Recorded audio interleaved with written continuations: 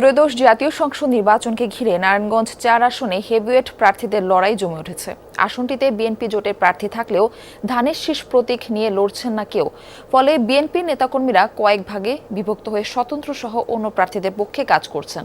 এদিকে বিএনপি সমর্থিত জমিয়তে উলামায়ে ইসলামের প্রার্থীকে ঠেকাতে ৮ ঘাট বেঁধে মাঠে সক্রিয় বহিষ্কৃত ২ প্রার্থী। নারায়ণগঞ্জ সদর উপজেলার ৭টি ইউনিয়ন নিয়ে গঠিত ৪ আসন। অসংখ্য শিল্প ও গার্মেন্টস হাব থাকায় অর্থনৈতিকভাবে গুরুত্বপূর্ণ এই জনপদ। আসন্ন নির্বাচনে বিভিন্ন কারণে এই আসনটি রয়েছে আলোচনার তুঙ্গে। মনোনয়ন বঞ্চিত হয়ে বিএনপি থেকে বিদ্রোহী প্রার্থী হয়েছেন জেলা বিএনপির সাবেক সভাপতি মোহাম্মদ গিয়াসউদ্দিন এবং দলের নির্বাহী কমিটির বহিষ্কৃত সদস্য মোহাম্মদ শাহ আলম। রাজপথে কর্মী সমর্থকদের নিয়ে দুজনেরই রয়েছে সরব ভূমিকা।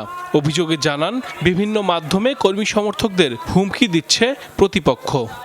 নির্বাচনী এলাকা ৩ এবং ৪-এ আমার জনপ্রিয়তা পূর্ব থেকে আছে। এবার নির্বাচনে তাদের মধ্যে ব্যাপক সাড়া পাচ্ছি। আমি তাদের অনুপ্রেরণায় আমি নির্বাচনে অংশগ্রহণ করেছি। আমার জন্য যারা কাজ করছে তাদেরকে থ্রেট করছে।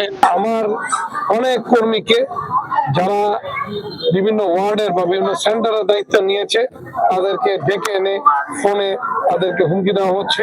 প্রশাসন যদি নিরপেক্ষ থাকে, নিরপেক্ষ নির্বাচন হয়, 17 বছর জনগণ কোনো ভোট দিতে পারে নাই, ইনশাআল্লাহ জনগণ হরিণ মার্কায় ভোট দিয়ে আমাকে বিজয় করবে। এবারের নির্বাচনে প্রার্থীদের তালিকায় রিপাবলিকান পার্টি থেকে যুক্ত হয়েছেন বিএনপির সাবেক নেতা মোহাম্মদ আলী। স্থানীয়দের দুর্ভোগ কমাতে জলাবদ্ধতা নিরসন সহ বিভিন্ন সমস্যা সমাধানে প্রতিশ্রুতি দিচ্ছেন তিনি। আমাদের লোকজনকে এখনো দম করছে। আমি আমার কাজ করে যাচ্ছি, জনগণের সাথে আছি। জনগণ আমাকে যেভাবে আমাকে সাড়া দিচ্ছে, আমি ভালোই সাড়া পাচ্ছি। তো ধমক আমি কেয়ার করি না। আসনটিতে বিএনপি জোট থেকে মনোনয়ন দেয়া হয়েছে জমিয়তে উলামায়ে ইসলামের মনির হোসাইন কাশেমিকে। তার দাবি, সমর্থকদের গণজোয়ার দেখে প্রতিদ্বন্দ্বী প্রার্থীরা বিভিন্ন বিভ্রান্তিকর তথ্য ছড়াচ্ছে। ইউনিয়ন এবং ওয়ার্ড পর্যায়ের যা আছে সকল নেতৃবৃন্দ এখানে এই প্রশ্ন করে আমাদেরকে বিব্রত করা আছে, আর কোনো সময় ক্ষেপণ করা আছে, আর কোনো লাভ নাই। আলহামদুলিল্লাহ এখানে টেম্পো উঠেছে, এই হাই উঠেছে এবং সেটার জন্য সম্পূর্ণ ক্রেডিট যায় বিএনপি নেতৃবৃন্দের। আসনটিতে 11 দলীয় জোট থেকে মনোনয়ন পেয়েছেন এনসিপির কেন্দ্রীয় নেতা অ্যাডভোকেট আব্দুল্লাহ আল আমিন। পরিবর্তনের অঙ্গীকার নিয়ে ভোটের মাঠ চষে বেড়াচ্ছেন তিনি। সার্বক্ষণিক 12 তারিখ পর্যন্ত মাঠে থাকবো ইনশাআল্লাহ। জানেন আরো এলাকা আছে, আমি মাঠেই আছি কিন্তু অন্য এলাকায় থাকতে পারি। আপনারা যারা এই এলাকার, তারা এই এলাকায় সক্রিয় থাকেন। পছন্দের প্রার্থীকে নির্বাচিত করতে অপেক্ষার প্রহর গুনছেন সাধারণ ভোটাররা।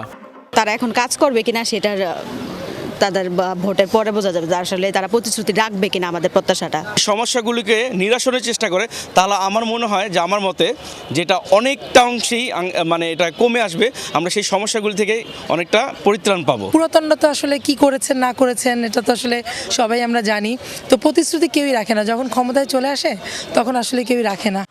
আসনটিতে মোট ভোটার সংখ্যা 5,35,325 জন।